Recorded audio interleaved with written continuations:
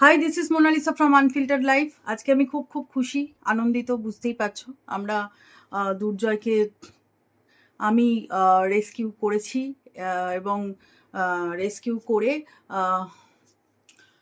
Rescue টিমের পাঠানো গাড়িতে সুস্থ করে তুলে দিয়েছি। সমস্ত শর্টসই তোমরা দেখেছো, বাট তোমাদেরকে কটা কথা বলার জন্য এই ভিডিওটা আমি করছি যে এই যাত্রাটা কিন্তু একদমই সোজা ছিল না। এবং তোমাদের দুর্জয়ের পরবর্তী আপডেট, হসপিটালে অ্যাডমিট হওয়ার পর কি কি আপডেট হয়েছে, সমস্ত কিছু তোমাদেরকে আমি এই ভিডিওর মাধ্যমে জানাবো। শুনতে থাকো। প্রথমে বলি, সকালবেলায় আমি যাই 11টা নাগাদ। তো সেখানে গিয়ে এবার আমি তোমাদেরকে বলেছিলাম যে ওর মাকে আমি দেখিনি কখনো, কোথায় আছে জানি না, পাশের পাড়ায় থাকে।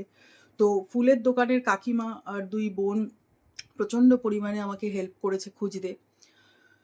ওরা যে পাড়ায় থাকে কাকিমা আমাকে নিয়ে যায় এবং আমি দেখি রাস্তার মধ্যে বাচ্চাটা সে কুঁকড়ে পড়ে রয়েছে। কেউ মানে অনেক খুঁজে খুঁজে আমরা পেয়েছি। এবার কাকিমা সবাইকে অনেক লোককে বলছে যে একটুখানি ওকে নিয়ে যাও না, ওকে একটু নিয়ে যাও না, একটুখানি আমার দোকান অবধি অ্যাটলিস্ট নিয়ে চলো, কাকিমাদের যে দোকানটা আছে সেই দোকান অবধি অ্যাটলিস্ট নিয়ে চলো, দোকানে বসে থাকুক ও।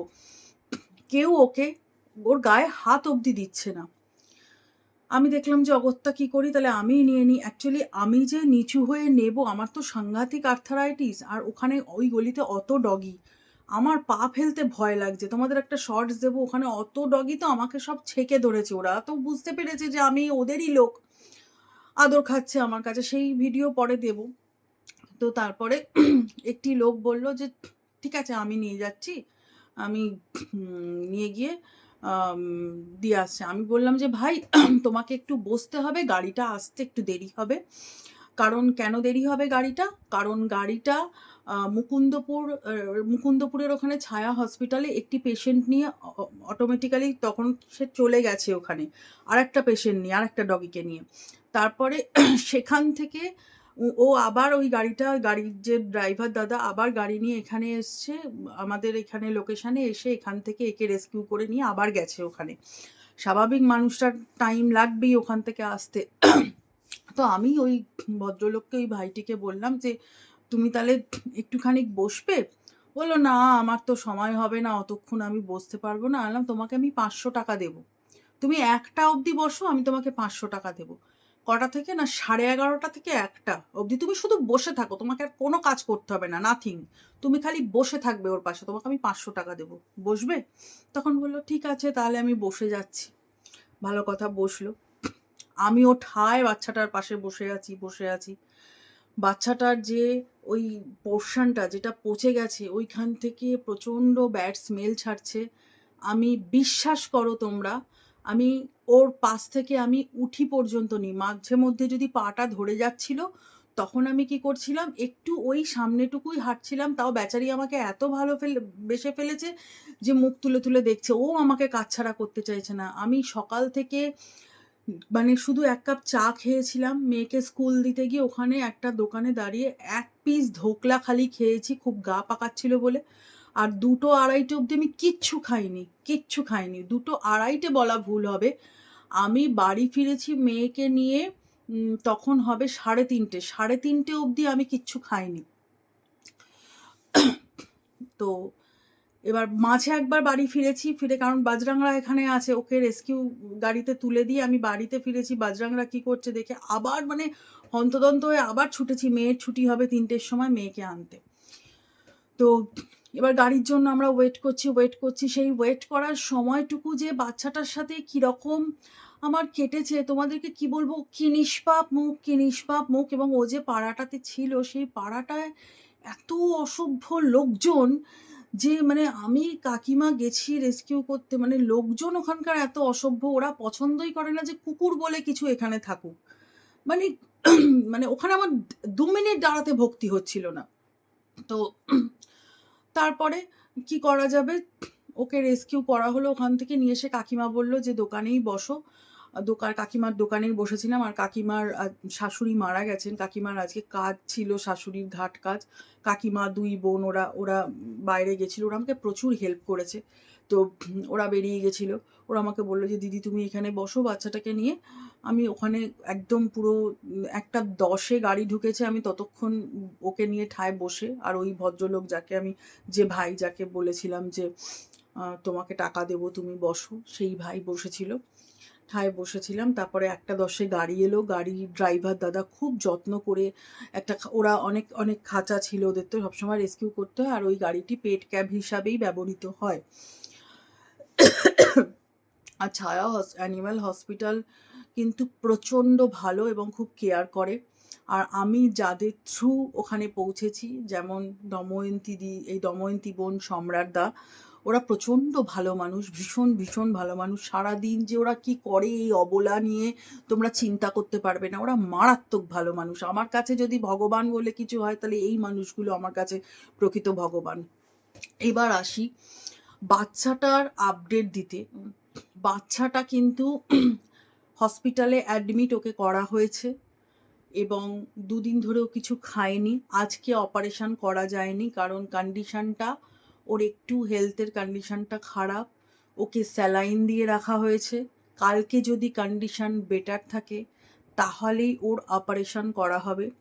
এবার ওর ওই যে জায়গাটা যেখানে মাংসপিণ্ডটা বেরিয়েছিল, সেখানটা বীভৎসভাবে পুজ হয়ে গেছে, রস জমে গেছে, মানে ওখানে পোকা ধরে গেছে, এমন অবস্থা হয়েছিল। বুঝতেই পারছো সেইটা ট্রিটমেন্ট করতে অনেকটা সময় সাপেক্ষ ব্যাপার। তো আমি আজকে যা আপডেট পেলাম, স্যালাইন দেওয়া হয়েছে, ওকে কালকে যদি বেটার থাকে তাহলে অপারেশন করা হবে, হসপিটালে অ্যাডমিট করা হয়ে গেছে। আর ওকে একদম সুস্থ করে 8-9 দিন মতো হয়তো লাগতে পারে। ও একদম সুস্থ হয়ে গেলে, ও একদম হেসে খেলে বেড়াতে পারবে, এরকম একটা সিচুয়েশন এলে ওকে তখন ও যেখানে ছিল সেখানে ছেড়ে দেওয়া হবে। তো সেটা নিয়ে আমার ভীষণ একটা চিন্তা ছিল যে ওই পাড়াতে ছাড়লে ওকে আবার সুস্থ বাচ্চাটাকে পিটিয়ে মেরে ফেলবে। আমি যে সম্রাটদা রেস্কিউ করেছে, সম্রাটদা আমাকে বলছে যে 2-4 দিন আর থাকলে ও মারা যেত। আর 2-4 দিন থাকলে, সরি ওয়ার্ডটা আমি বার করতে চাই না, ও শেষ হয়ে যেত বাচ্চাটা। মানে বিশ্বাস করো, আমি যদি উদ্যোগটা না নিতাম, আর ওই বোনরা যদি আমার সাথে না থাকতো, আমি যদি বোনদের হেল্পটা না পেতাম, আর আমি যদি উদ্যোগটা না নিতাম, এবং যদি দময়ন্তী বোন, সম্রাট দাদা যদি দুজনে আমার সাথে না থাকতো আমার পাশে, আমি হারগিজ বাচ্চাটাকে কিছুতেই বাঁচিয়ে রাখতে পারতাম না। মানে এই টাইমটা ওর জন্য একদম ভীষণ একটা, মানে কি বলবো, ভালো সময়, যে এই সময়ের মধ্যে ওকে রেস্কিউ করা গেছে। নাহলে আর 2-4 দিন থাকলে খাওয়া বন্ধ করে দিয়েছিল। এবং দেখো ওর এত শরীর খারাপ, তার মধ্যে ও আমাকে দেখে মানে সে জুলজুল চোখ করে, আর ওর মুখের দিকে যতবার আমি তাকাচ্ছি আমার দুর্জয়ের মুখটা মনে পড়ছে। আমি ওর মাথায় হাত বোলাচ্ছি আর ওকে বলছি, তুমি ব্রেভ গার্ল, সোনামা, তুমি খুব ভালো করে সুস্থ হয়ে বাড়ি ফিরে আসবে।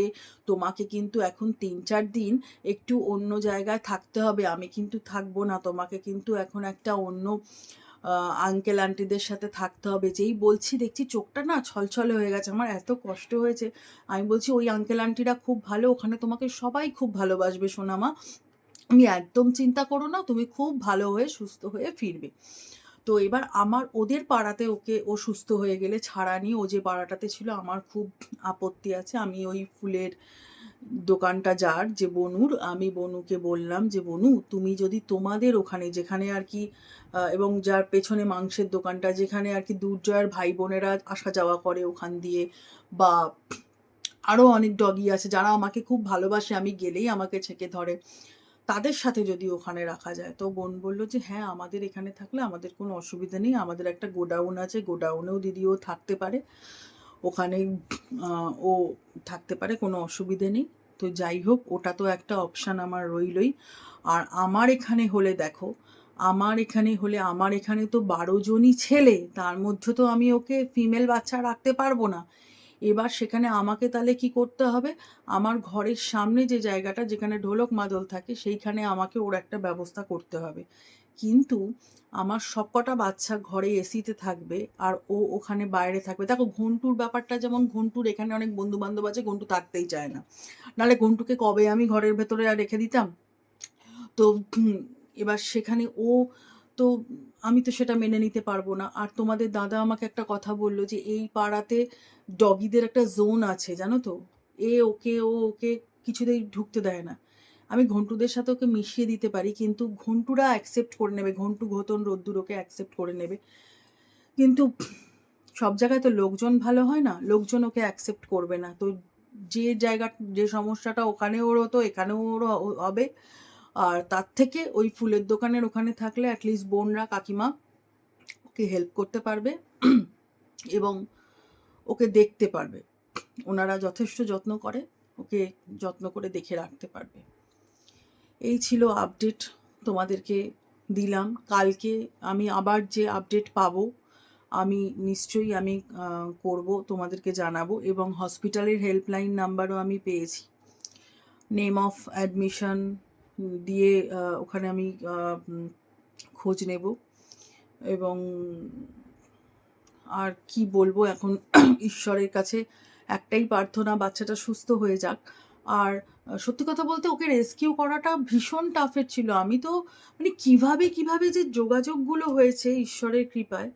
কালকে বিকেলে আমি দময়ন্তী বোনের লিঙ্কটা পেয়েছি, দময়ন্তী বোন আমাকে সম্রাটদার লিঙ্কটা দিল, যিনি হাওড়া ডিস্ট্রিক্টে কাজ করে বাচ্চাদের নিয়ে। সেখান থেকে গাড়িওয়ালার আজকে গাড়ির ড্রাইভারের সাথে আমার যোগাযোগ হলো, সম্রাটদা যোগাযোগ করিয়ে দিল। বোনের সাথে কালকে ফোনে বোনের ফোন নাম্বার পেয়ে গেলাম, যোগাযোগ হলো।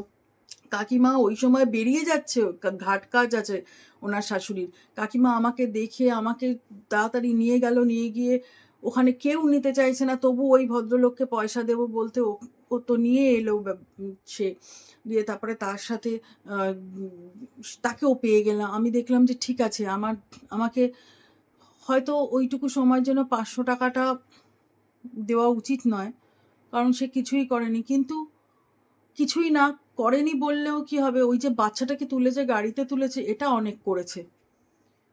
ওই যে মানে বাচ্চাটাকে যে কেয়ার করে খাঁচায় ঢোকানো বা গাড়িতে তুলেছে বাচ্চাটাকে, যে এইটুকু করেছে, আমার মনে হলো যে ঠিক আছে, গরিব মানুষ, আমি দিয়ে দিই। আমার হয়তো ঈশ্বরই চাইছে আমি ওনাকে দিই বলে আমি ওনাকে দিয়ে দিলাম। না হলে তো উনিও থাকতে চাইছিলেন না। আর একটা কেউ না থাকলে, লোকবল না থাকলে আমার মুশকিল। যদি ওখানে বোনেরা থাকতো তাহলে আমার খুব একটা অসুবিধা হতো না, কিন্তু বোনরা তো নেই, দোকানটা বন্ধ ছিল আর আমি একা ছিলাম। আর দোকানের এক কাকু ওখানে কাজ করছিলেন বসে। তো আমি দেখলাম যে না, তাহলে থাক, উনি ওই ভাইটি তো ছিল। আর এই হচ্ছে ব্যাপার। আর তোমাদের সবাইকে একটা কথা আমি বলতে চাই, যেটা জয়ী মানে দুর্জয়ের মায়ের নাম জয়ী দিয়েছে সোহিনী, খুব সুন্দর একটা নাম দিয়েছে। আর একটা কথা আমি তোমাদেরকে বলতে চাই যে দেখো, জয়ীর পাড়াতে যেরকম জয়ী এতদিন ধরে পড়েছিল, স্ট্রিট ডগ বলে ওকে ফেলে রাখা হয়েছিল এবং ওকে কোনো রকম উদ্যোগ নেওয়া হয়নি, ওর জন্য এতটুকু ভাবা পর্যন্ত হয়নি। সেখানে আমি এই কথাটুকু বলতে চাই, যারা আপনারা ভাবেন যে স্ট্রিট ডগ মানে ফেলনা, তারা মরে পড়ে থাকুক, তাদের এরকমভাবে অসুস্থ হলে পিটিয়ে তাদের মেরে ফেলবো, এর যে পাপ করছেন আপনারা, এই পাপের শাস্তি কিন্তু ওপরওয়ালা একদিন না একদিন আপনাদের দেবে। পাপ কিন্তু বাপকেও ছাড়ে না, একদিন না একদিন দেবে। আমাদের মতো মানুষ আমরা কত নিয়ে সুস্থ করব বলতে পারেন? কত করব আমাদের মতো মানুষ? এটা আপনাদের কাছে প্রশ্ন শুনলাম, যারা আপনারা এদেরকে অবহেলা করেন। কিন্তু একটা কথা বলছি, আমরা না এগুলো দেখে থাকতে পারবো না, আমাদের করতেই হবে। কারণ আমরা এই কাজ করার জন্য এসছি পৃথিবীতে। আপনারাও এসছেন, মানুষ হয়ে জন্মেছেন যখন, করতে বাধ্য। কিন্তু আপনারা কি বলুন তো, আপনারা ভাবেন যে কিছু মানুষ ভাবেন যে এই পৃথিবীটা শুধু আপনাদের একারই ভোগের, আপনারা একাই ভোগ করবেন, আর কোনো অবলা প্রাণ এখানে এক্সিস্ট করবে না, এটা আপনারা ভাবেন। আমি অবাক হয়ে যাচ্ছি যে পাড়াতেও ছিল এতদিন ধরে, বাচ্চাটা পড়ে ওখানে শেষ হয়ে যেত। বাচ্চাটার কি অবস্থা, পেছনের পোর্শনটা, ইউরিন পোর্শনটা, বাচ্চাটা টয়লেট করতে পারছে না ভালো করে, খাওয়া দাওয়া তো বন্ধ করে দেবে, ম্যাক্সিমাম 2 থেকে 4 দিন আর হলে বাচ্চাটা শেষ হয়ে যেত। কি বলবো, আমার আর কিছু বলার নেই। মানে আমি আজকে বিশ্বাস করো তোমাদেরকে আপডেটটা দেবো বলে আমি ভিডিওটা করেছি, নাহলে আমার ভিডিও করতেও কষ্ট হচ্ছিল ওর ওই অবস্থার। কিন্তু আমি দেখলাম যে না, তোমরা সবাই চিন্তা করবে, আর আমি যে সত্যি কাজটা করেছি, তোমরা যারা ভালোবাসো আমাকে হয়তো বিশ্বাস করবে, সবাই যে বিশ্বাস করবে তা তো নয়। ওই তো একটা কমেন্ট সেকশনে এসে একটা কমেন্ট লিখে দিয়ে চলে যায় যে বড় বড় কথা বলছেন, আপনি তো কোনো প্রমাণ দেখালেন না, আপনি কিছু করেননি। বলতেই পারে মানুষের মিথ্যে, একটা মানুষকে নামে, ভালো মানুষের নামে মিথ্যে বদনাম দেওয়ার লোকের কিন্তু অভাব হয় না। ভালো মানুষের নামে মিথ্যে বদনাম দিতে লোকে একদম মানে কি বলবো, দু পায়ে খাড়া। তো সেই জন্য আমি ভিডিওগুলো করলাম। কিন্তু বিশ্বাস করো আমার ওর ভিডিও করতে আমার খুব কষ্ট লাগছিল গো, বাচ্চাটার দিকে আমার তাকাতে কষ্ট লাগছিল বেচারার। কিন্তু ওইটুকু সময়ের মধ্যে ওর এত বন্ধুত্ব হয়ে গেছিলো, ওর নাকে আমি এরকম করে হাত দিচ্ছি, ওর হাতের পতে হাত দিচ্ছি, ওর মাথায় আমি কুরকুরি করে দিচ্ছি, ও চুপ করে শুনছে। আর একটা কথা সেটা হচ্ছে যে তোমরা অনেকে আমাকে লিখেছো যে তোমার ওপর আমরা ভরসা করি। আমাকে আমার সকলে আমার অন্তরের অনেক প্রণাম নিও গো, আমাকে আশীর্বাদ করো। অ্যাকচুয়ালি তোমাদের ভালোবাসাটা, তোমাদের স্নেহ, তোমাদের আশীর্বাদ আমার কাছে অনেক বড় একটা শক্তি। আমি অনেক শক্তি পাই। আর জানোই আমার বজু ভাই ভোলে বাবা গনু আছে আমার সাথে, আমার গুরুদেব আছে, আমার জয়গুরু যাকে আমি, আমাদের গুরুদেব নিগমানন্দ পরমহংসদেব, তোমরা জানো। ইভেন সব ঠাকুর, বড় মাম্মাম, আমার মা কালী, দুর্গা মা, প্রত্যেকে, বড় মাকে আমি বড় মাম্মাম বলি, প্রত্যেকের আমাকে আজকে যেভাবে হেল্প করেছে সবাইকে অনেক অনেক প্রণাম জানাই আমি। আর আমার পাশে থেকো, ঈশ্বরের কাছে তোমরা তোমাদের প্রত্যেকের ইষ্ট যে দেবতা, যে দেবতাকে তোমরা মানো, প্রত্যেকের দেবতার কাছে প্রার্থনা করো দুর্জয় যেন অপারেশন করিয়ে সুস্থ হয়ে বাড়ি ফেরে। আমি কালকে প্রায় রাত্রি 3:30 অবধি শুয়েছিলাম, ঘুমাইনি। শুয়ে শুয়ে হনুমান চালিসা পড়ে গেছি শুধু আমার জয়ীর জন্য, মানে দুর্জয়ের মায়ের জন্য। কারণ আমি এমনিও রাতে শুই যখন আমি হনুমান চালিসা পড়ি। কালকে আমি ঠিক করেছিলাম যে আমি অ্যাটলিস্ট সারা রাত জাগতে না পারলেও আমি যতটুকু পারবো, অ্যাটলিস্ট ভোর ভোর হবে ততক্ষণ আমি লাগাতার হনুমান চালিসা পড়ে যাব। আর এবার আমি 3:30 অবধি ঠায় পড়ে গেছি। তারপরে আমার এত ঘুম পেয়েছে, আর বজু ভাই দেখছে যে এ তো ব্যাটা আমার দিদি নিজেও হনুমান চালিসা পড়ে যাচ্ছে, নিজে ঘুমাচ্ছে না, আমাকেও ঘুমাতে দিচ্ছে না। আমাকে বলছে এই তুই ঘুমাতো দিদি বলে আমাকে ঘুম পাড়িয়ে দিয়েছে। তারপরে আমি আর পড়িনি। 3:30 মানে যখন ঘুম আসছে দেখলাম টাইম 3:30 মতো বাজে।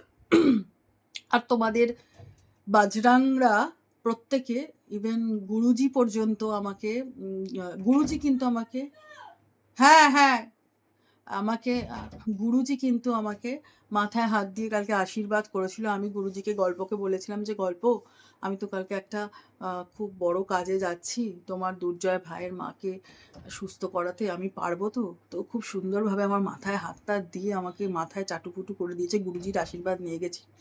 আর দুর্জয়কে আমি যখন কোলে নিয়েছি কালকে, মানে এখন বলছি এটা যে দুর্জয়ের কাণ্ড কারখানা থেকে আমার হাসি পায় জানা। দুর্জয়কে আমি বলছি দুর্জয় শোনো, তোমার যে মা, তোমার যে নিজের মা, যার পেটুতে তুমি ছিলে এতদিন ধরে, সেই মা খুব অসুস্থ বুঝলে। সেই মাকে সুস্থ করার জন্য গতকাল বলছি আমি যাচ্ছি আগামীকাল, তা তুমি একটু ঠাকুরকে বলে টলে দাও। দুর্জয় ঘাড় ফাড় নাড়িয়ে দুষ্টুমি করতে চলে গেল। মানে দুর্জয় বলতে গেল যে কেন, আমার মাম্মাম তো তুমি, সুস্থই তো আছো দেখছি, তোমার তো কোনো অসুবিধে হয়নি দেখতে পাচ্ছি। মানে এরকম একটা হাব ভাব করলো। কিন্তু আজকে যে মুহূর্তে আমি বাড়ি ফিরেছি, দুর্জয় না কিছু একটা, ওদের তো সাংঘাতিক সেন্স, ওরা বুঝেছে। দুর্জয় আমাকে দেখে না পুরো হাঁকপাক করছে, মানে ওরা বুঝতে পারলো কিছু একটা মা করে এসছে আজকে, এবং ওর খুব কাছের মানুষের জন্য মা করে এসছে। যাই হোক, বজরংদের মাম্মাম হয়ে আমি চিরকাল থাকতে চাই। আর অবশ্যই বজরংদের দিদিভাইয়ের মাম্মাম হয়ে আর বজরংদের মাম্মাম হয়ে চিরকাল থাকতে চাই। তোমরা সকলে ভালো থেকো। আর বাকি পরবর্তী আপডেট কি হয়, ও কেমন থাকে না থাকে, আমি সমস্তটাই জানাবো। সকলে ভালো থেকো, আনন্দে থেকো, সুস্থ থেকো, টাটা।